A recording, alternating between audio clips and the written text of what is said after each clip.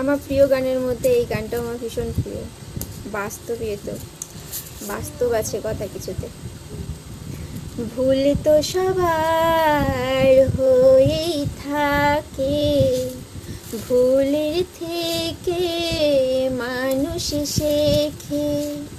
যতই ভুল চিনবে তুমি, আগামী তোমায় রাখবে সুখে।